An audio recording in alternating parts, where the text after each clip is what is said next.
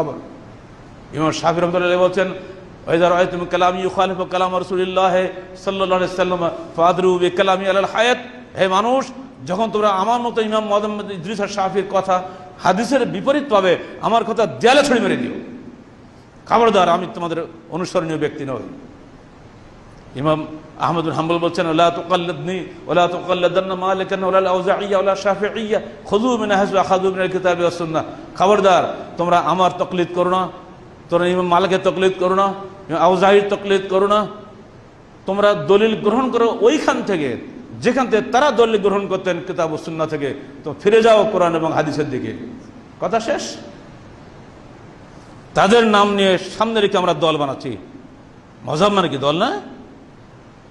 তাদের জীবদ্দশা এগুলো হয় নাই, তাদের মৃত্যুর বহু পরে আমরা তারা দলবাজ লোক হয়ে গেছে মৌলভী সাহেবরা, তারা এগুলো বানিয়েছি।